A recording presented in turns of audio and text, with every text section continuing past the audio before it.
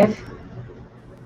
Okay, it says we're live. Let me just check Facebook. There's a delay.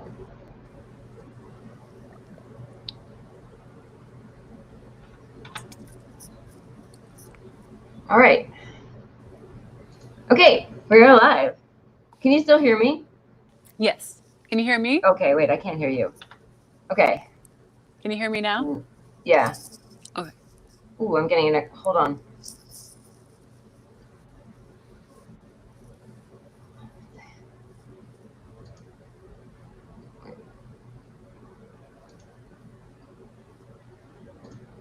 Okay, there we go. Okay. Can you hear me? Is it? Yes, is there I had echo to. still? I had to shut off Facebook. YouTube. So that's what it was. All right, guys. So welcome to Stories from the Earth. This is going to be hopefully the first of many interviews with herbalists and healers. I'm starting out with my local herbalist, but we can interview people from non-local places. Let's see who we've got. Okay, so welcome everyone. I'm going to be sort of switching back to YouTube to check the chat. And if you have any questions for Deanna, just hold them till the end, and we'll get to them. Okay, so we'll start. So I'm going to welcome my guest, and she is a professional vocalist, sound healer, dancer, teacher, community organizer, and certified holistic herbalist. That's my friend Deanna Rose. So, hello. Yes. Hello, Internet. So, yeah, I was just wanting to know if you would just tell us about you. Some, Yeah. Yeah. Yeah, so I'm Deanna Rose, and I've been living in Asheville, North Carolina in the Blue Ridge Mountains for over 11 years. And I was born and raised in Nashville, Tennessee, but I came here when I was 18 for school. And that is actually where I got into herbalism. It was a work trade liberal arts college. And so after the first year I worked as a janitor. Then the next year I worked on the herb crew. And that's where I started learning herbalism. And so, yeah, my ancestors lived in this area, though, like back in the early 1900s. My grandmother was raised outside of Asheville. And so I feel at home here in many ways. And yeah, so I do all sorts of things. I do sound healing. I do herbalism, and I do community organizing, and I like to have them kind of all dance together and benefit each other, and they weave together really nicely. Yeah, they do. It's all part of.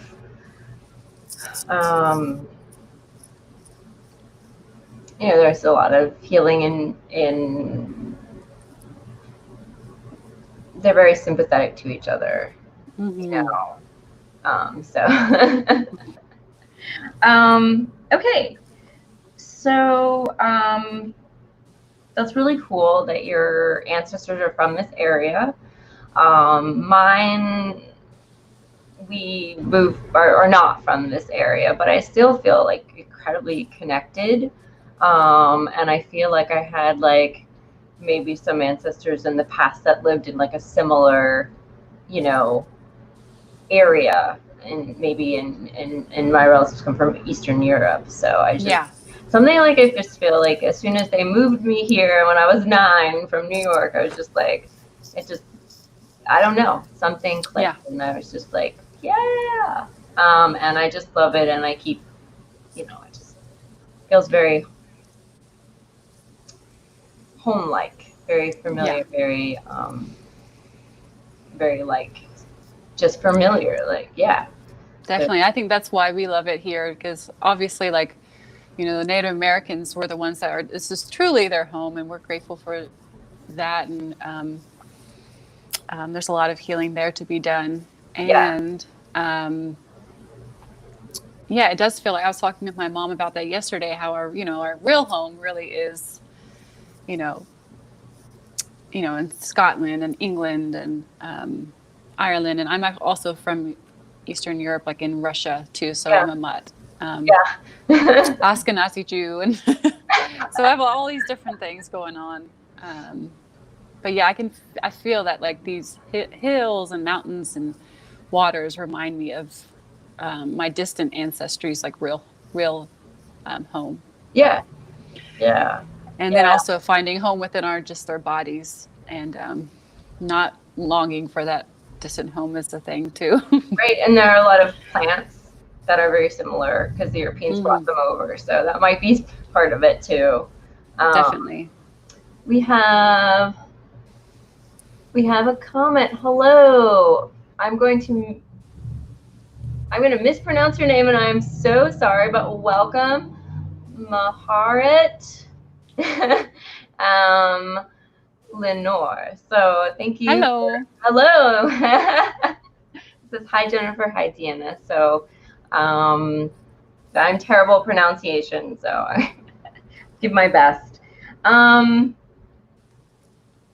right. So how did you get into herbalism? I know you did the herb crew, but like what maybe like prompted that interest, or did you have some like, or did you just like, I'm just gonna try it and see?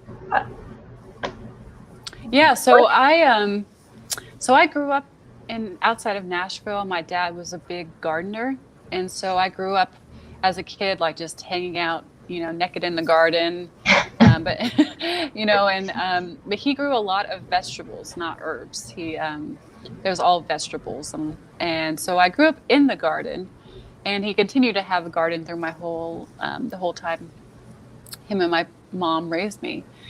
But there wasn't much herbalism. My mom grew like a lavender plant and rosemary, but that was basically all that I had been introduced to. And so I like tea and stuff, but I never really thought about, in Nashville, I didn't know any herbalists growing up, not one. And then once I went to college at Warren Wilson College, I was just talking to this woman about how I love to garden. And she was on the herb crew, and she said, you know what? She's like, She was like, I think you were an herbalist in a past life. I think you need to come down to the herb garden.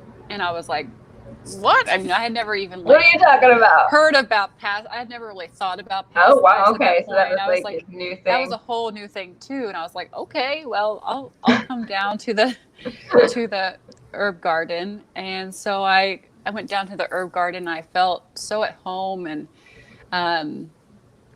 and just it felt so empowering to like know how to like take care of yourself and how to like learn about these different herbs, and it was really therapeutic to like see like an herb garden and see how the tea we drink grows. And so it opened up to this whole new world for me, and I think that really helped me get through college, and it helped me it just helped me with my mental health, helped me learn how to take better self-care.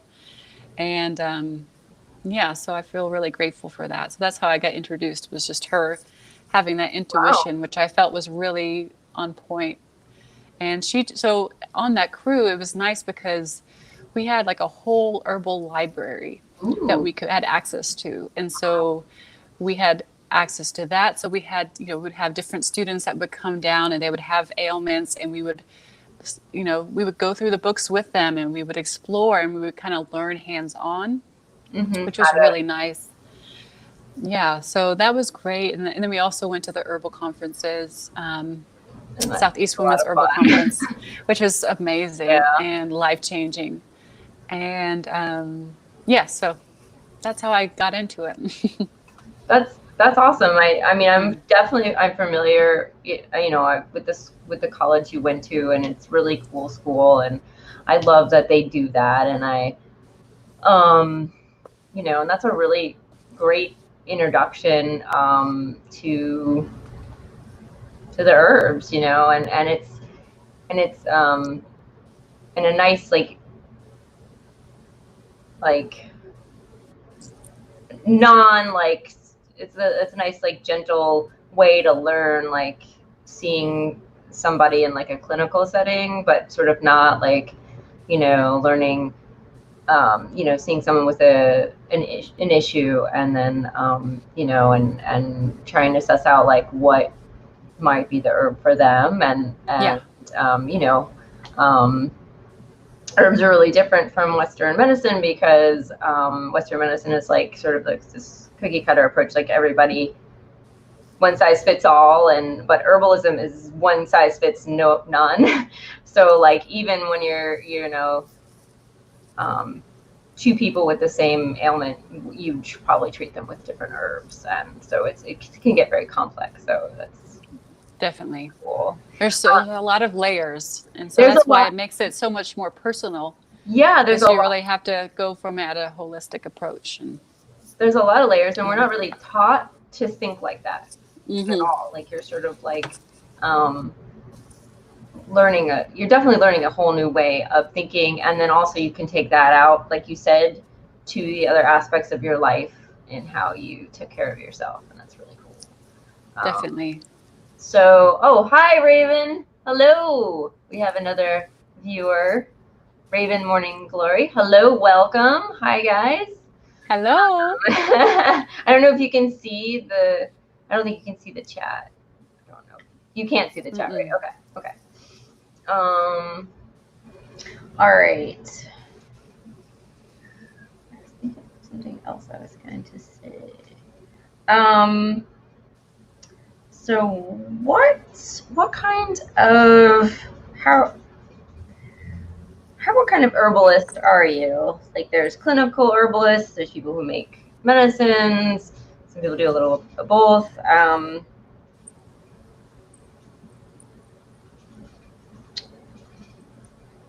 Yeah. So I went to after college, I took a couple years off from school, and I did more hands-on learning. I did farm internships and worked on vegetable farms, as well as worked with herbalists as kind of them being my mentors. And then I went to the Blue Ridge School of Herbal Medicine, and I became a certified holistic herbalist. So basically my title is just a certified holistic herbalist. And so basically I'm a community herbalist. I'm not a clinical herbalist. And so I basically just do community work, and but don't see people in a clinical way. Yeah. Yeah. And I used to make a lot of herbal medicine, and I sold that at farmers markets and at a grocery store, but I haven't done that in many years. I've been thinking about doing that again, but I kind of took a break, and yeah.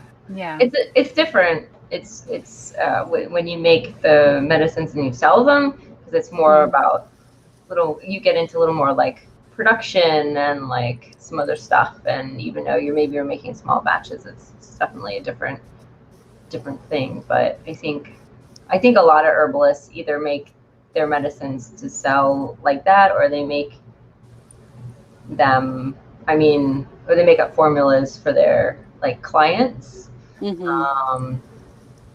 So usually, I've definitely done more casual stuff like that, where I have friends come to me and ask or request I make certain things for them. And then also I used to run a community center out of my home. Oh, okay. And that's where I would have I would make big batches of teas for the events and give out the tea there, or and have different options. So that was more of just using herbalism to support other events. It's always nice to have some nice soothing tea when you're getting together with others. So what was the first herb you really felt like you connected to? like the one that you just were like, really wanted to know more about, or you wanted to work with, wanted to, make medicines, take it, I don't know. Yeah, Learn yeah. history. It actually was lavender because Oh, like I said, it was my mom grew lavender in her just like in a pot everywhere she yeah. lived. Even after my parents got divorced, she would always have a lavender plant, and there was something so soothing about it for like anxiety and just like grounding, and so I would make like little spray bottles of water and put lavender essential oil. I still do this, and then I'll just have that to spray for myself for relaxation and calmness. And I've always just loved the flowers, and that might be my French ancestry too, of like southern France, of like my dream life would be like living near lavender Lavender. fields.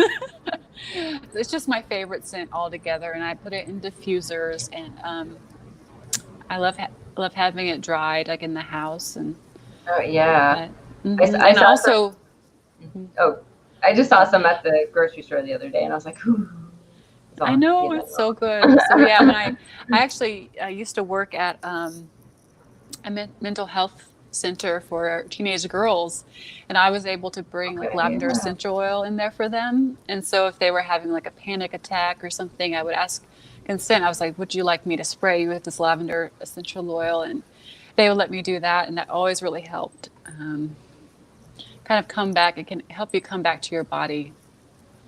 Yeah, So and that's when you get like, yeah, when you have a panic attack, you're literally like, I'm gonna leave. I'm gonna mm-hmm, just, I mean, I've had ones definitely. where like I just can't stand up anymore. Like, so I'm definitely familiar with that, and it's nice to have something that'll just kind of, yeah, Definitely. And I used yeah, to, and sometimes I use stronger herbs for that as well.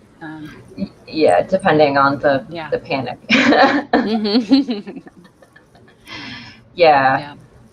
Um, Can you hear me all right? Is it yes, okay? I can. I can. Can you hear me? Yeah. Yes. Okay. Cool. Cool. Cool. Good.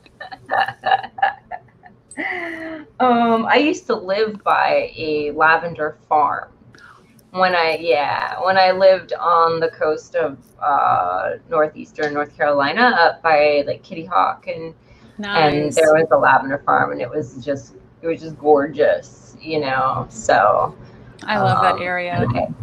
yeah, no, it was so cool because I've never lived by the beach before, and the thing I love about Asheville is it's so busy and there's so many things going on. Like it's just like this, it's just really busy. There's a lot of energy, and out there it's like quiet.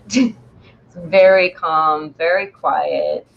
There's just kind of a lot of not too much. I mean, that area can get really busy in the summer because of the Yeah. tourists, but like just in general, there's a lot of places out there, and during the winter, it's just like there's just a calmness, and I've never, yeah. So and then that air is just the salt air, just sort of.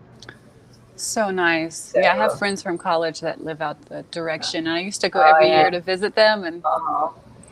I'm hoping I can make it this year at some point. I hope so. Right? Yeah, it's kind of.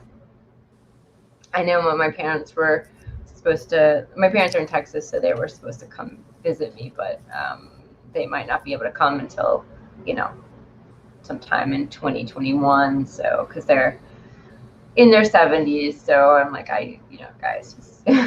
But it sort of put that.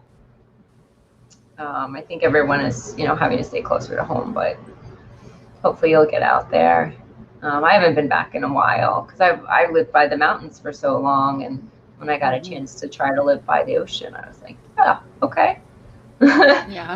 And then we came back here because there wasn't anything there, but I'm like, okay, but come back to Asheville, and so I just keep moving away, but then coming back. So That's how it goes. yeah. This place can be like a magnet. It can, and then also some people come and then they leave. They're like, no, it's not for me. Sorry. Definitely. Um, Definitely. Yeah. So, you told us a little bit about your herbal education, but I was just wondering if you could do like a little more elaboration on what it was like. Yeah. Just like, yeah, because a lot of people, are interested in studying herbs, and just what was your experiences and a little more about Yeah. that. Yeah, for sure. So I went to the Blue Ridge School of Herbal Medicine, and the founder of that is Corey Pines Cheyne, and he's a Yeah, wonderful man, and he also volunteers with the Blue Ridge Healers Without Borders, which we will and get to. We're which going we'll to get talk to. about that. Yeah, we'll Yes, get we're to going to talk later. about that. And so I went to the Blue Ridge School of Herbal Medicine, and it was it was from April until October. And so it was really hands-on. It was 2 days a week during that whole time. And the great thing about it is that there's so many different teachers. And so you get a wide variety of different teachers with all different backgrounds and different genders and different levels. Like some very scientific approaches, some very energetic approaches, some very hands-on, some very hands-off. So you had the variety, which I really, really liked. And we also did 3 different field trips where we would go for a week together and go into like United Plant Savers together and got a tour there and Did you went go to, to the Goldenrod Sanctuary? Is that what you're talking about? yeah, the one in Ohio, Yeah, I believe. Ohio. Yeah. Yes. Yeah. So So we would, oh, sorry. I just wanted to tell oh, everyone that it's very beautiful. If you haven't gone to the United Plant Savers Golden Seal Sanctuary, go. I mean, especially yeah. if you're interested in woodland medicinals like ginseng. They have, if you go in like the fall and August, they have beautiful goldenrods and bloodroot. Um, Ginseng. What's the other one? The other forest medicinals. Anyway, there's a bunch. Yeah, and if you all don't know about United Plant Savers, it was a great resource of knowing what herbs are endangered, Yeah. and so what not to harvest and what not to purchase. And they can also, invite you, like they can also teach you about different herbs that are similar, that are more are less endangered or are cultivated. Yeah. Or they can teach you how to grow endangered herbs so that you can grow it yourself. Yes. So, Yes. Yes. mhm. Okay. Sorry to interrupt. Oh yeah, it's great. They're such a wonderful place. And so yeah, So, so we went to 3 different field trips, and so which is it was just really nice to have that just like immersion where you barely looked at your phone, like you were just like with nice. the plants, with your community, diving deep into the herbalism and going to different farms, different herbalists, and talking with them and see how they approach places and in many different climates, which is fun as well.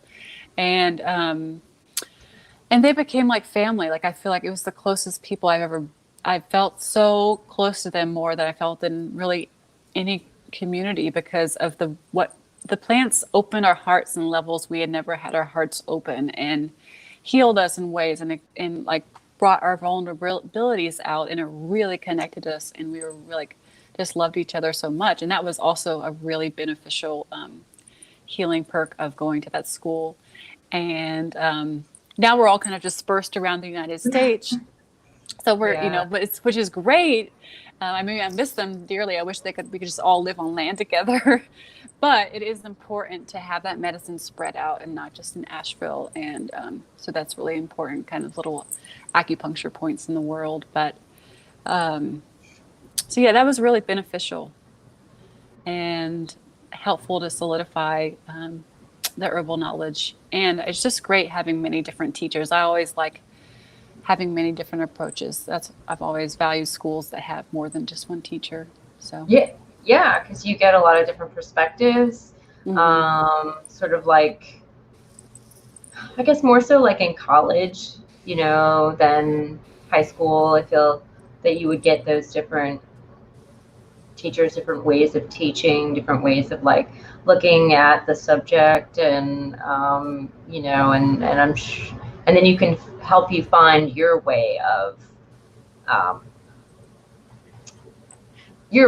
looking at it and your perspective through through the different Definitely. perspectives. And I mean, especially with herbalism, it's it's definitely more mainstream than it's ever been, but it's also still kind of still under the surface. It's not, Mm-hmm. I'm still, um, yeah. So I think it's still kind of underground, and I don't know. There are pockets of people that just, don't really know anything about herbalism, and Yeah. um, so like, um, I'm saying, it's good to so you're if you were coming to that school with that experience, you would be exposed to those ideas. And Mm-hmm. so Yeah, it's definitely important to like know who you're speaking to. And that's like, so, if I'm like, if I know I'm going to be speaking to teaching a class, there are people that are kind of outside of the bubble of the normal like lingo, I'll speak differently. And so having many different teachers has taught me how to approach all yeah, different okay, types of learners and all different types of communities. And so it's nice to have that education where some people I'm like, yeah, let's just jump into energetic medicine and flower essences. other And people some are people like, are like not ready for no. that yet, which is Yeah, okay. Like you have to like gradually introduce people to things. So yeah, yeah, so yeah, it helped me kind of feel more well-rounded in that, and also just more aware of. But yeah, it's definitely time to branch out herbalism into the mainstream, into all types of people, because all types of people can benefit from it.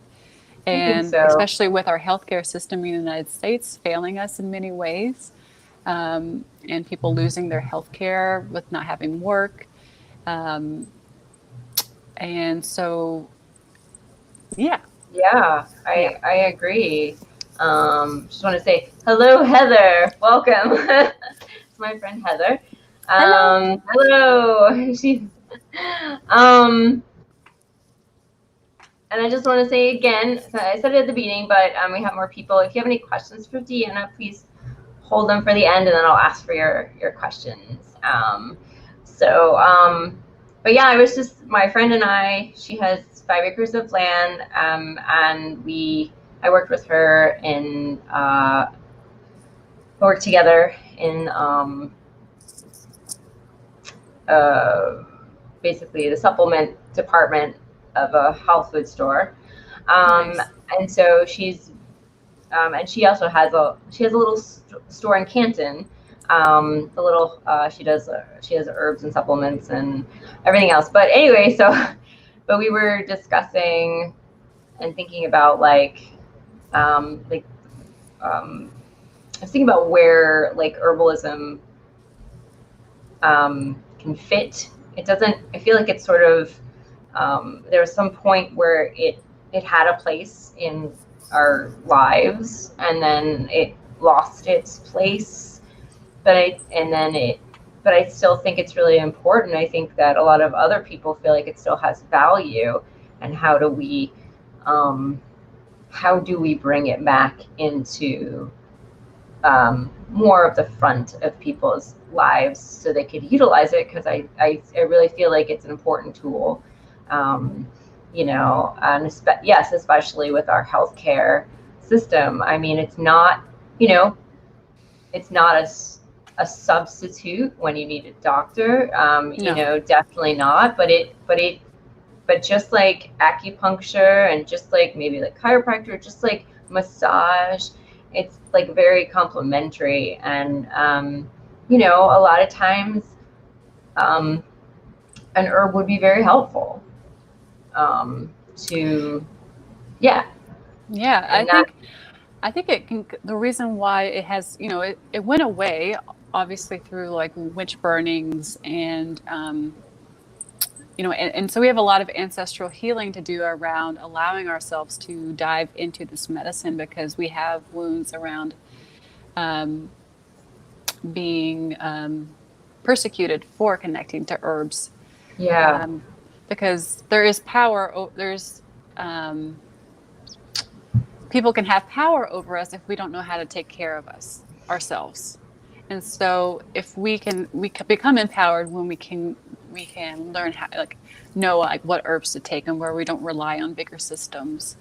And so I think that there's a lot of ancestral healing to do around allowing ourselves to dive even deeper into herbalism. So, but yeah, I think it's very important because most of all of our distant ancestors were connected to the earth and were connected to herbalism from whatever culture. I Yeah, believe all most cultures. cultures Yeah. were connected to the earth at some point, and there was some wounding where, in some form, we were taken away from the earth or our lands, and so I feel like these times are really calling us to reconnect and to slow down and to intuitively listen, because anyone can intuitively know what plants they need. They don't always need someone else to, even an herbalist, to tell them. They can be like, gosh, this like rose is really Right. drawing to me, and oh, I just have my heart broken, and how can I like make, how can I use this herb? Like even just smelling it is healing. Like you don't even have to Right. you don't even have to intake take medicine for Right. it to be working You for can you. do a essential oils in a diffuser. Mm-hmm. Um, you can, you know, um, you can make a honey, which is really easy. Yeah, Um, and I used to not even I used to not even like the smell of rose, which is really funny because now it's one of my favorite herbs, and I've changed my last name to it. But like I went to this meditation, and this woman asked me to hold rose petals in my hand, oh, and all of a sudden I felt this like surge come into my heart, and like I just felt this like healing start to happen during the meditation just from holding the rose in my hand. wow. So um That's cool. Yeah. yeah. Yeah. As long as you know that the herb is safe, Yes. and you properly identified it, like that's really all you need to do. A lot of the herbs that are medicinal are also like a lot of common kitchen herbs, like spices that we use. So you can Like just even, oregano. yeah, Oregano is thyme. super antiviral. Good for, people you can get oregano oil to take it help with sore, but you can also just use it in your food. So the medicine that a lot of, you could do herbal medicine and you could just cook with these spices. So it can be that simple, or you can, do a tincture formula, and so you could get, there's a whole wide range depending on like the need, I think, of what you're, and then, Yeah, because sometimes energetic dosages are even stronger, like flower essences, like Bach remedies. That's mhm. most common. Where just like a couple drops is actually a lot stronger than like a whole lot. And then there's some things where it needs to be more condensed to really work. Yeah, So yeah. Yeah. Heather's like oregano oil question mark. Yes. I look it up, Heather. Um, and yeah, just if you Google oregano oil, it's something really common. People take it in the oil or they take it in capsules. mm-hmm. Um, um, and um, And that's a really strong dosages. So with the oil, you yes, just take a couple drops. yes, and it's like a little tiny bottle, and it does tend to be pricey. So just on a side note, um, it's a it's a it's a pricey one, and I'm not sure why. Maybe the extraction process is expensive to do. Gaia Herbs makes a liquid gel cap.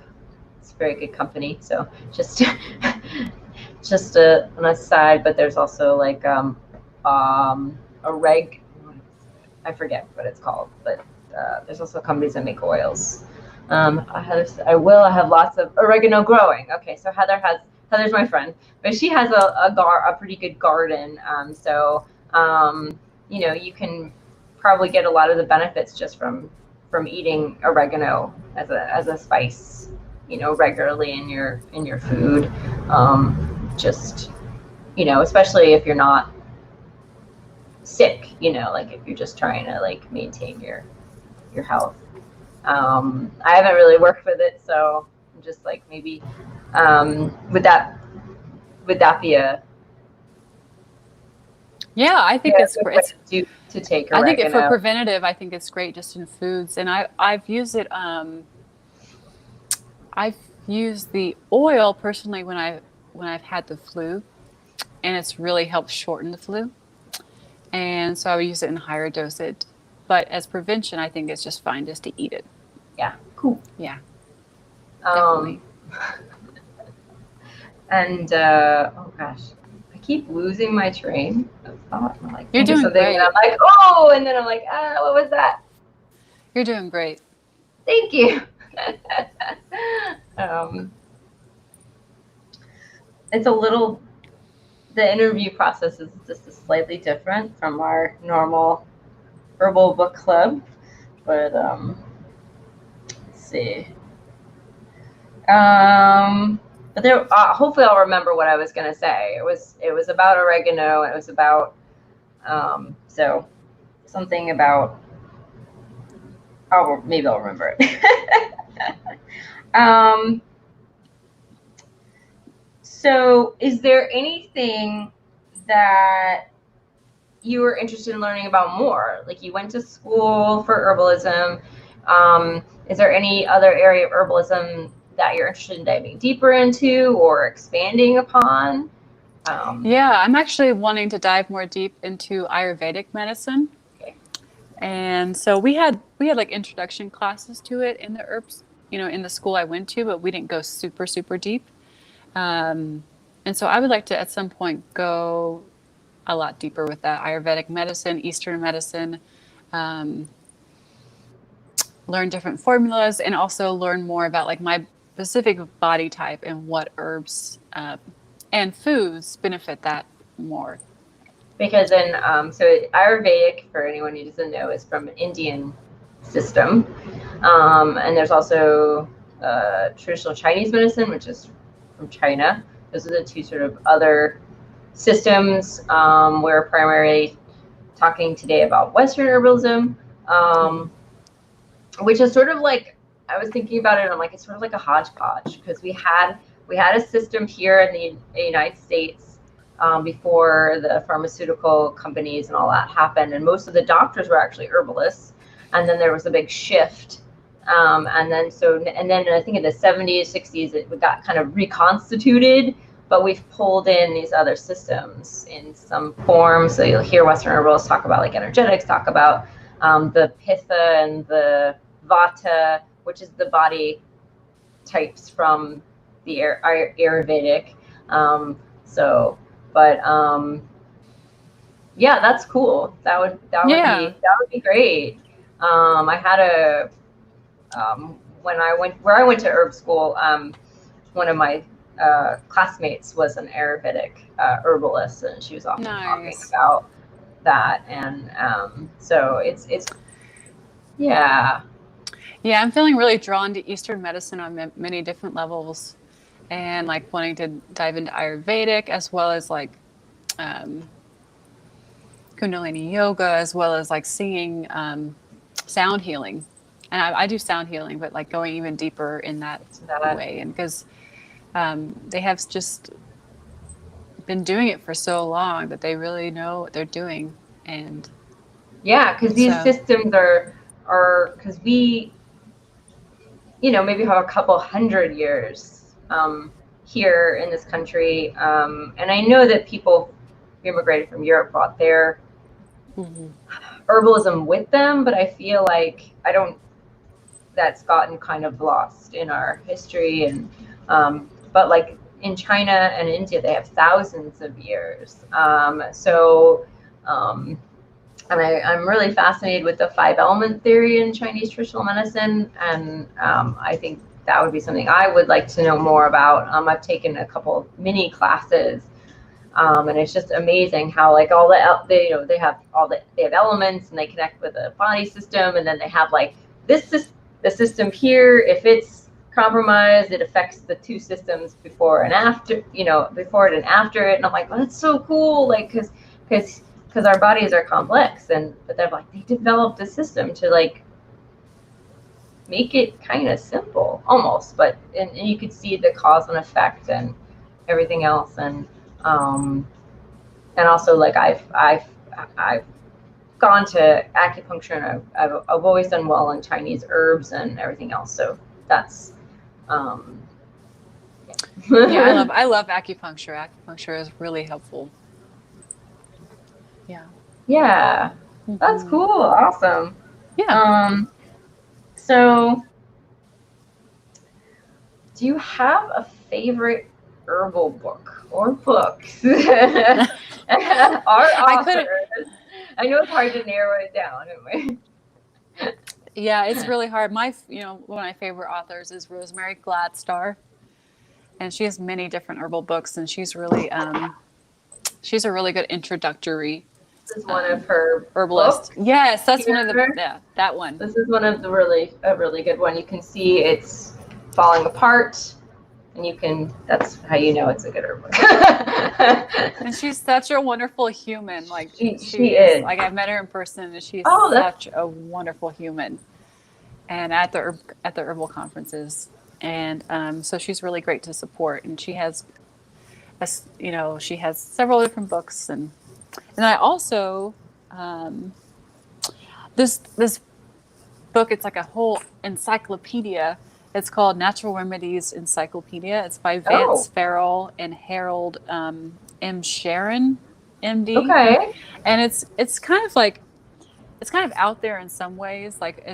But like this guy at this like CVS store like just randomly gave it to my dad like 10 years ago or so, and then my dad gave it to me, which was really cool.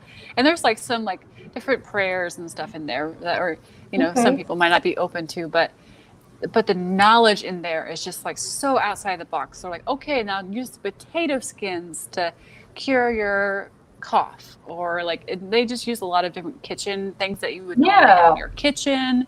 They use so they combine food and herbs together for healing, and so which is I really love that. Yeah, it has more like not grassroots, but granny medicine as well in there. Yeah, and that's I think when people think about herbalism, they're thinking about complicated, more exotic, like it's sort of out of reach, but it's actually the opposite. Like it's great, it's and right sometimes there. The medicine you need is like right outside your yard, like dandelions that we spray is like it's on the bottle of the weed killer. The dandelion. I'm like, and it's one of the biggest and most important herbs in the United States, because I think actually because we are so far away from having bitters in our diet. Yeah. So we don't have bitters in our diets. We have a lot of sweets. And so the bitters from the leaves, I think, will really help with our, our livers and stuff. And that's why we can get very, have a lot of anger issues in this culture and aggression, because our liver is so out of whack, and because we're not using bitters, and it can come out as aggressiveness.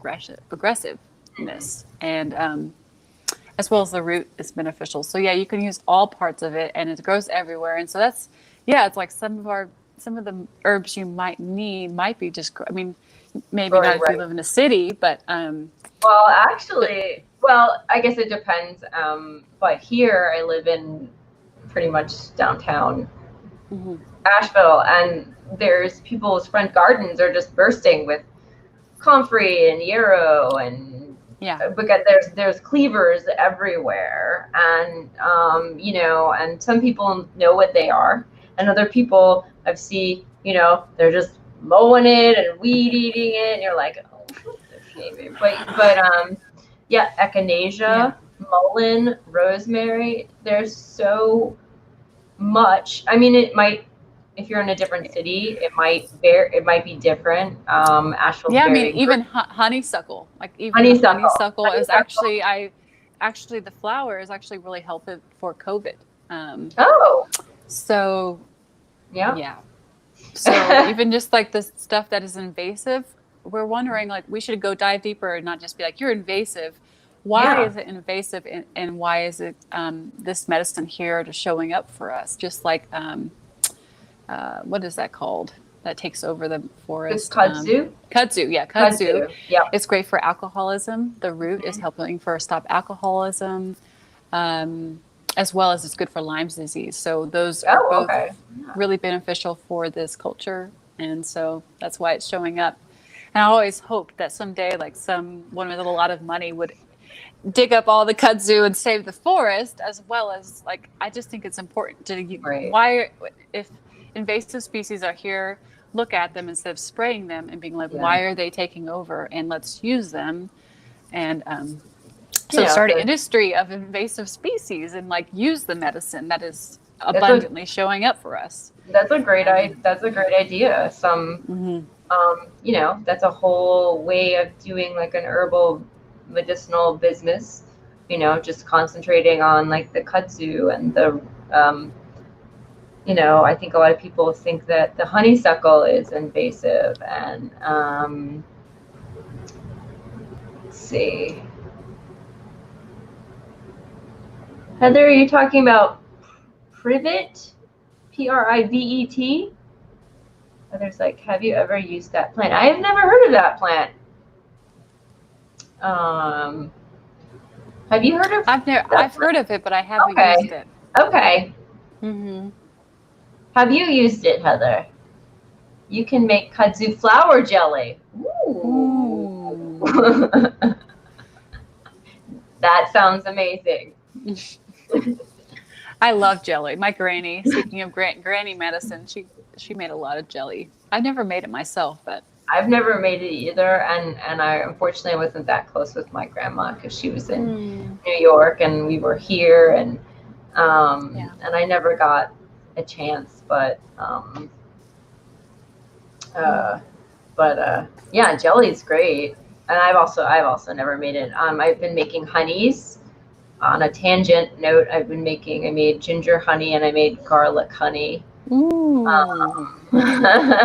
So just I like rose honey too. Ooh, that's awesome. Yeah, and a lot of the honeys are all good for, like, every time I read about a honey, it's like, this is good for coughs and colds. Like, so I feel like a majority of the honeys either have that or at least the ones I've been reading about, or like the rose for like the heartache and it's invading my yard. Oh, okay, Heather. So you must make some flower jelly and send it to all of us. Yeah. And so yeah, speaking of heartache, I wrote an article on gardening for your heart. So if you want to dive deeper at all into heart medicine and herbs specifically for the heart, crystals specifically for the heart, flower essence specifically for the heart, you can find that article. And it's published on the Elephant Journal. And see, I can also, it's on your website, right? It's on my my Facebook page. But I have it also on your website. No, not on my website. I need to put it. Oh, no. But the blog is on my website. The blog, yes. Sorry. It's okay. Yes. So let me see. I'm gonna try to post this link.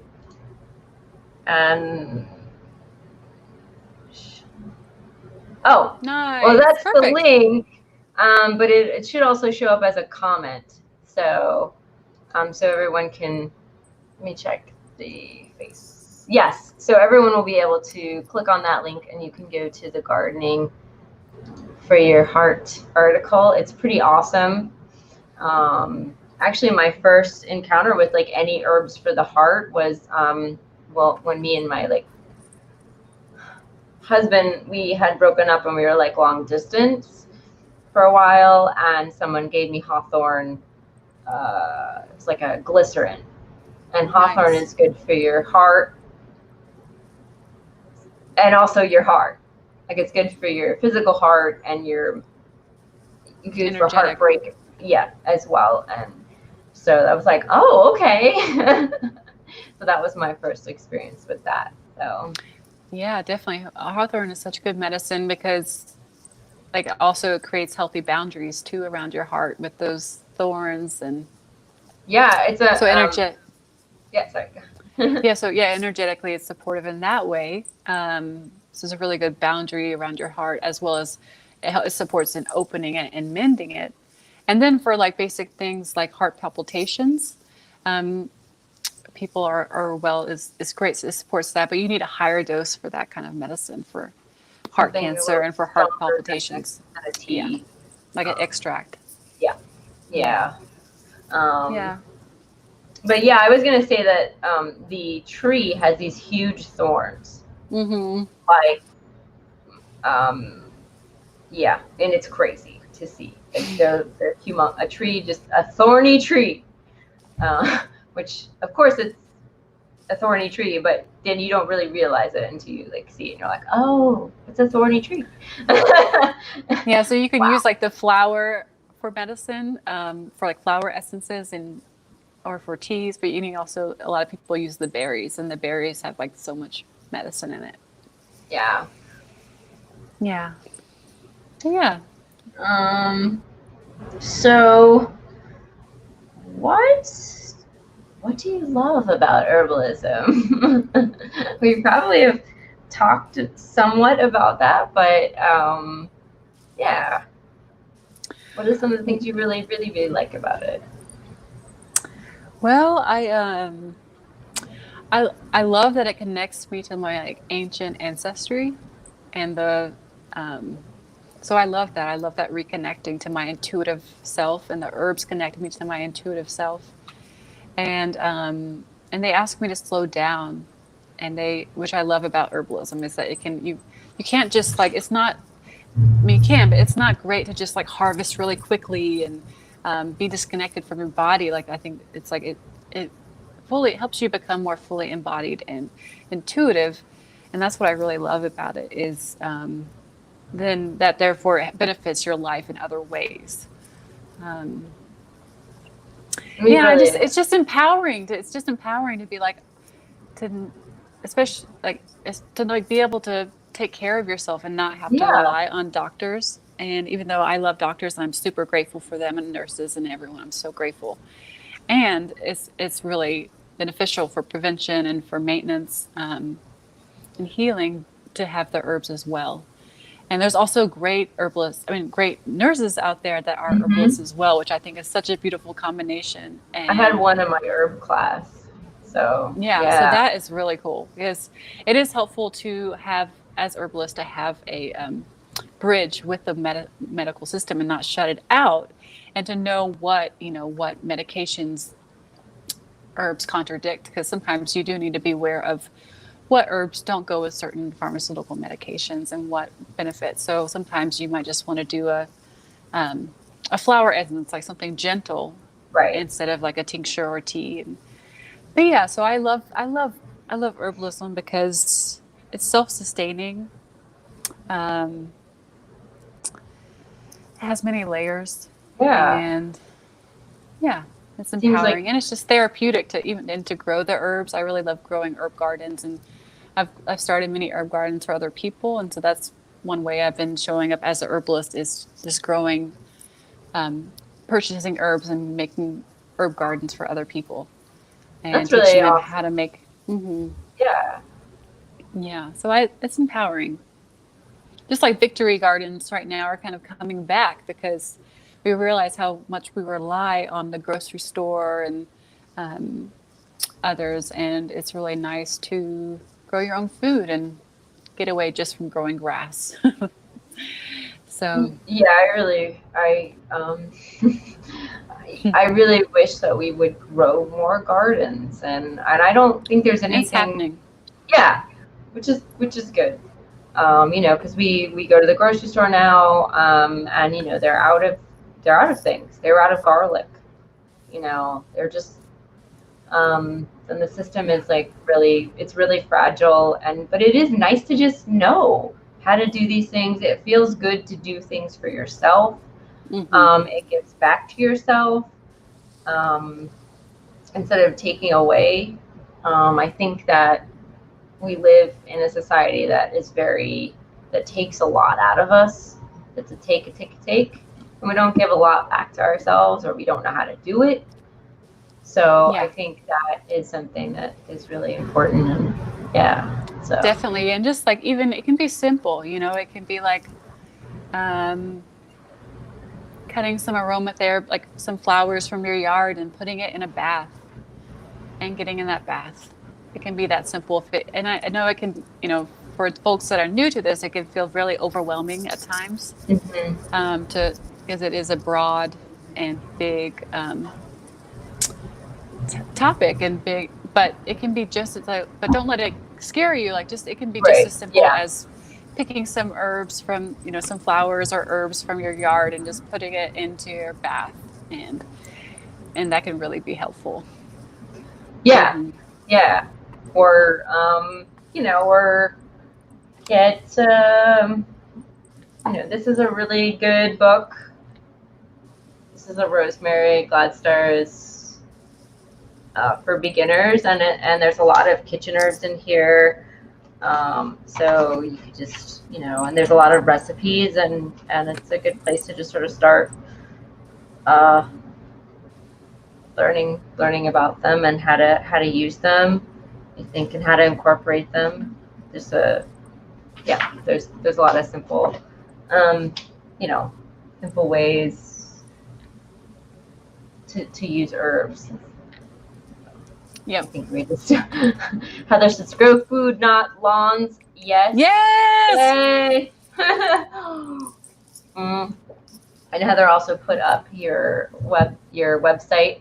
No, your Facebook. So your Facebook, has a Awesome. link. Thank you. So, and um, so any. I think we're going to jump into, talking about Blue Ridge Healers Without Borders, because we've almost been on for an hour. um, so, what is Blue Ridge Healers Without Borders? What's it about? What's its sort of mission, goals, all that stuff? Yeah. Yeah. So I started Blue Ridge Healers Without Borders after I went to herb school, and that was like I can't remember 5 years ago, I think. And so Blue Ridge Healers Without Borders is like has similar um, ethics and grounding like Doctors Without Borders, but Hmm. it's more like herbalist from like all types of herb, like all types of healers. So there's acupuncturists, there's massage therapists, there's herbalists, um, there's a whole group of different types, and that we also were at one point an umbrella under Herbalists Without Borders. And so at the moment we aren't anymore. Now we're just more free, and we're looking for another umbrella or going back to them. But yeah, we are basically a group of volunteers at this point, that do free wellness days in centers that reach the homeless and low income people, and we provide free care. And so we provide free, sound healing, free free teas. We provide free acupuncture or massage, and so at the moment we're on pause, like Yeah. in that aspect. Yeah. But we are moving right now. We're in distribution. So I've been picking up donations from Gaia Herbs. So I've Oh, been okay. spreading out Awesome. like different teas to the BIPOC community.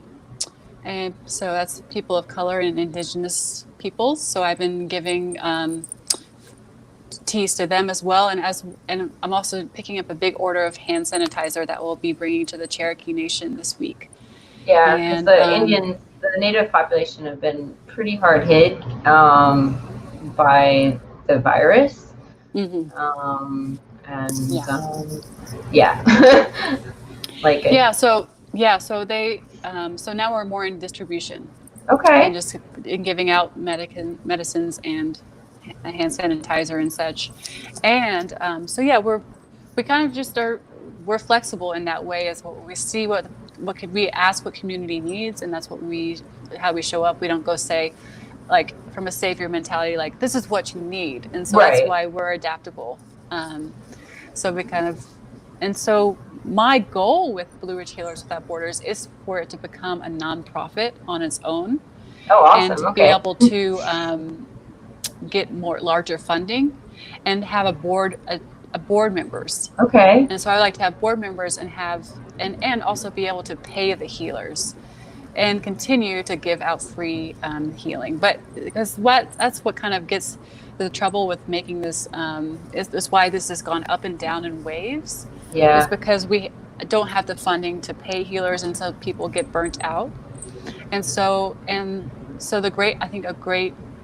a goal would be able to pay healers and organizers like me and others so that it can become self-sustaining and so that we can continue to give out free education, free healing. And so we also want to build systems so that folks don't become reliant on it, and we can also learn from them. So we want to build like herb gardens and not just hand out, tea. So we want to build herb gardens in communities and community gardens and make sure they have access to healthy water and schools and stuff like that. And so help support communities have foundations as well as teaching classes on how to make teas and having opportunities for them to teach us and educate us because we have a lot to learn from each other, and it's a two-way street. And so I also want to do trainings on how to communicate with each other in a healthy form that is not demeaning. Yeah, because that sounds amazing. And honestly, like I was trying to think about like how I got involved, and I couldn't remember. I was like, I could not remember how I, I think we had a medicine making day or something, and you came for the medicine making. I think that's what it was. We were making medicine we were going to distribute. Yeah, I just thought, I was like, I don't remember. Did I see a flyer? Did I? Oh. I just don't know. So yes, I've been involved, and that's how I met Deanna. I would like to be involved more. So hopefully in the future, I will be able to do that. And I love the vision, and I would love to see it do all those things, and they're definitely needed. We have a lot of divisions between socioeconomic groups and races still, or we're very divided or in our little bubbles, and we're not communicating, and we're all people. So just need to still break all those barriers down, and and definitely, with the gaps in the healthcare system, there's just so much need for us to do more of this type of work and stuff like that. Yeah. So I mean, you can't, you can all and if you just eat more, and health, and even preventative health can start just eating more vegetables. Like there's a lot of people who eat like way too many ramen noodles because they're poor, they can't afford it. Yeah, and that's why setting up the gardens yeah, and those communities are really supportive. But us not run like having them run it and yeah, them getting their hands in the dirt and yeah. taking over and And also or for provide or what us giving land back. Like oh you yeah, know. yeah, So being able I to mean like that's purchase radical. It's it and like like give it. but like Yeah, white folks of privilege giving land back to indigenous people that would be and black awesome. communities because they have actually built up this. They have they're Yeah, the ones that we have to pay back yeah, for the white people's success. yeah, So we definitely have, yeah. some. That would It's be time to give some land back. Give them yeah. that. So That would be amazing. I'm gonna read some comments. So let's see. Hold on.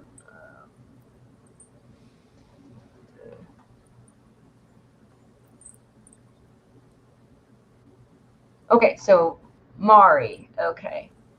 I've grown a full herb garden, even vegetable like tomato, chili, strawberries, and even potatoes on my windowsill. In nice. my indoor garden since I've lived in the middle of a big city. So that's awesome. So you can do a lot with what you have, even I guess if you have a tiny space. Yeah, you get one of those. You can get one of those buckets that hang over the window. Yep. So there's just really a lot you can do. And then Nice job. yeah, uh, and then she also says nothing better than to pick your salads directly from your window and the herbs going with it. Yeah, it just feels really good. I don't, yeah, something about, also it's supposed to be really good for your mental health to get your hands in the soil and everything else. And I know I feel better when I'm outside, or even if I'm like driving outside the city and I'm going past a bunch of, like, um, my parents used to live out in Alexander, so they lived out in sort of the more country area. And you just go out there and you're like, and I'm just driving past the trees. So it's just really nice to just see the green, just even if you're in a car. Something Definitely. about that, like, gives, I don't know. So it gets me concerned that there is so much that is getting built up, and I feel like we just need to save these spaces because they are important. They don't always have to be a 7-Eleven or something. Yeah, Just land like, conservancy is where it's at. And there are great programs for that in this area. I'm not sure about other places as much, but conserving land so that's never built on, which is really important to yeah, conserve. Yeah. yeah, definitely. Heather says, I love my garden. Yes, I know that, Heather. You have an awesome garden. I think so. How can somebody, if they're interested, and now, so Blue Ridge Healers Without Borders right now is very local, but how could someone get involved if they're interested? Heather put up the Facebook group page. Oh, thank you. Awesome. So there's a link up there in the comments, or the chat, sorry. So yes, how can they get involved? And is there a way, if you're not local, to still get involved? Yeah, so you can contact me through my email, which is songbirdsrose2fly@gmail.com. But at this point, I really feel like if you don't live locally, it's like more through funding. Okay. We do need funding. And as well as just like,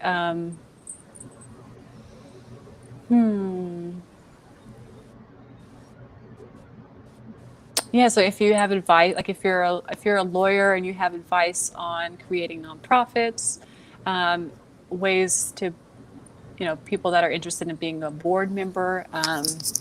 If you are a nonprofit, that would want to be our umbrella for now before we become a nonprofit, so that we can accept bigger donations.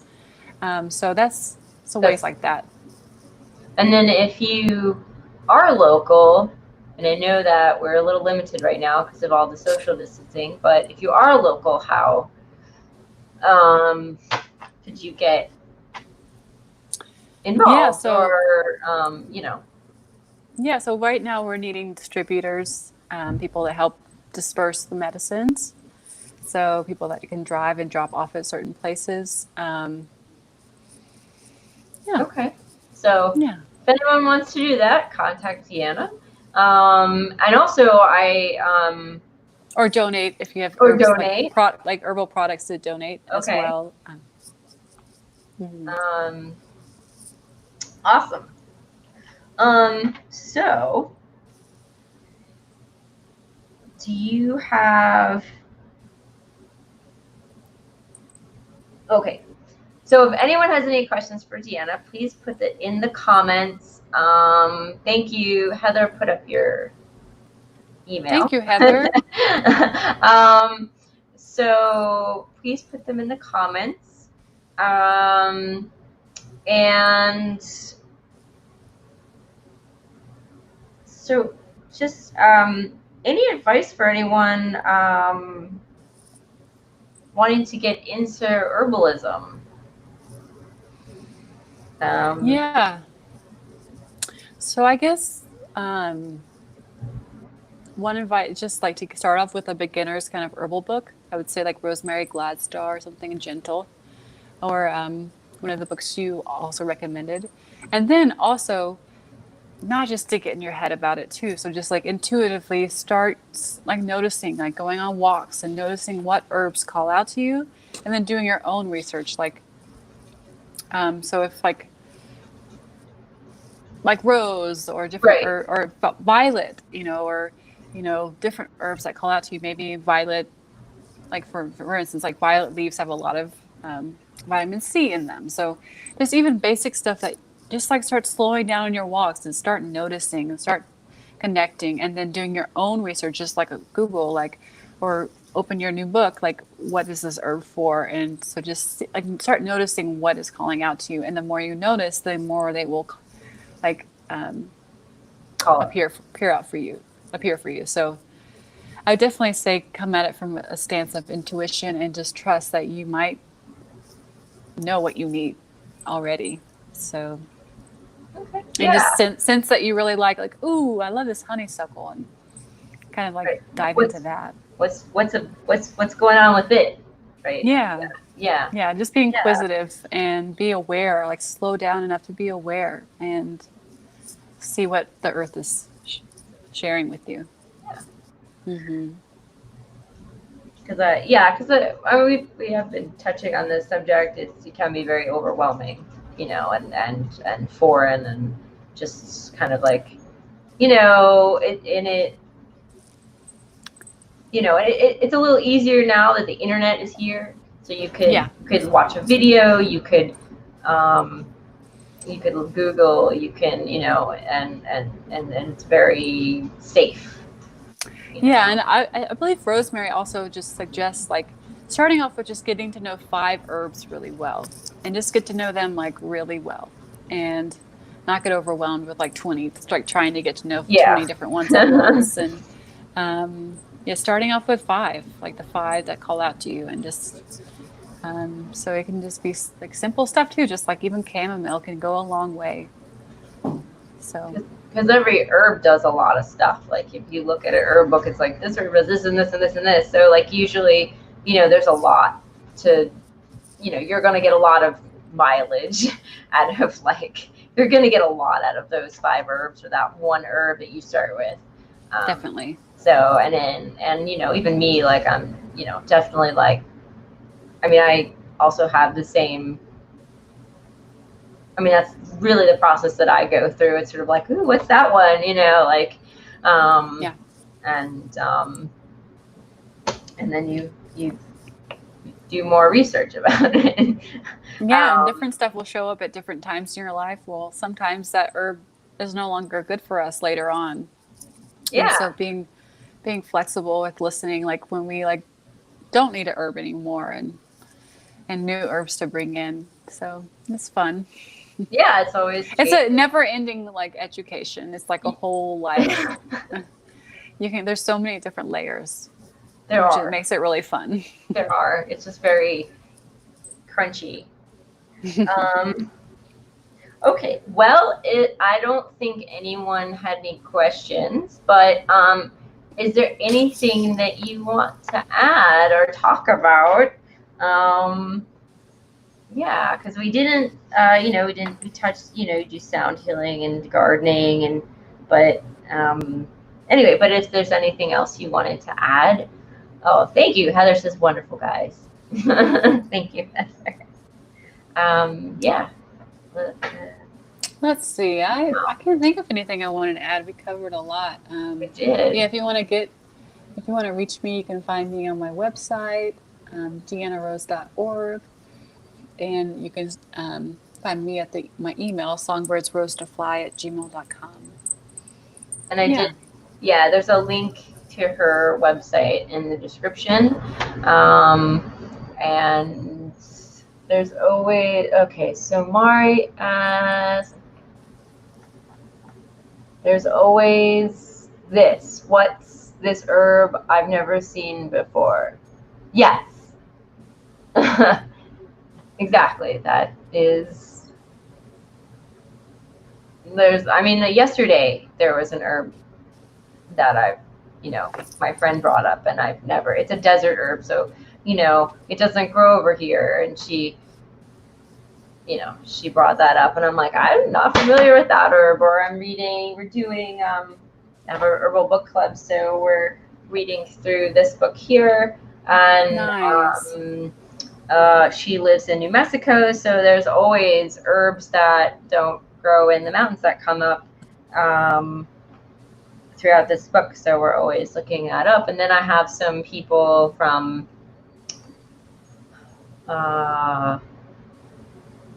one lady mentioned an herb from Ireland and asked what it was, and we were looking it up, and it's actually just a non-medicinal plant. But she was like, what is that one? And it's just this shrub that the sheep like to eat, so just these things. Because you were talking about goldenrod, and she was like, is this goldenrod? And I was like, no, but what is, so it's just like, that is kind of the rabbit hole that one still, goes on. It just keeps going. So yep. Herbs can be reasonable for sure. Yes, Heather. And then it starts again with research. Yes. So it's a constant learning, and that's what,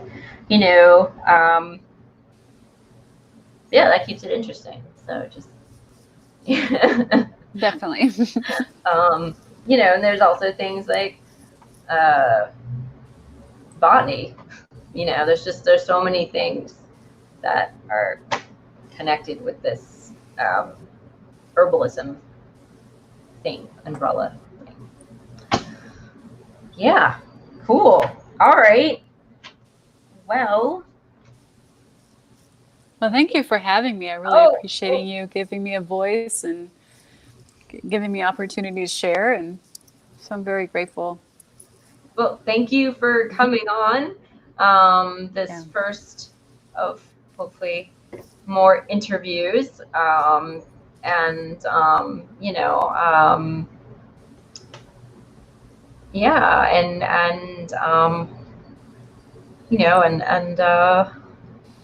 about herbalism and all kinds of other things. So and it's been good to connect. So check out Deanna's website, and Blue Ridge Healers Without Borders, and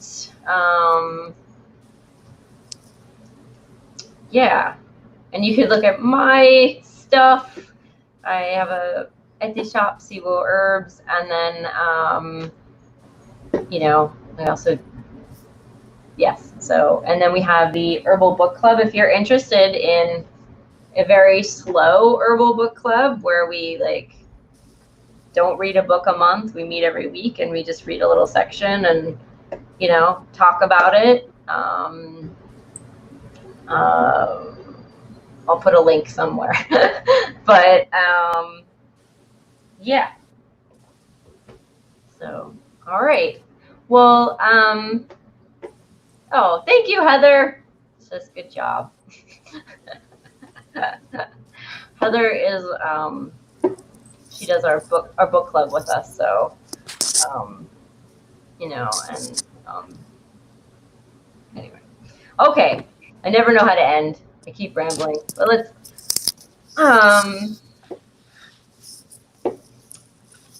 okay. So but I think I'd like this to be a regular thing, but I just don't know. I think it's going to depend on, you know, when the herbalist schedule is. So it might not have a regular time, but hopefully we'll have a regular thing. So I'd like to talk with more herbalists and, you know, get a more regular discussion about herbs and, you know, and everything else. So, Maria, hello. Thank you so much. Love the interview. Success for you both. Oh, well, thank you. Aww, thank you so much. Thank you.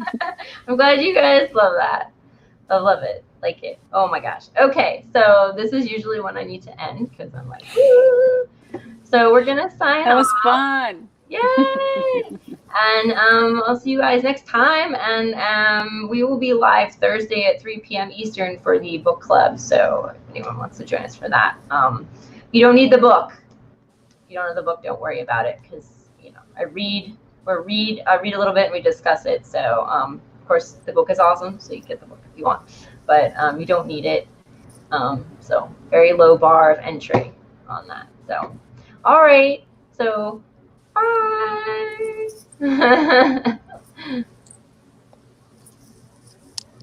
Okay.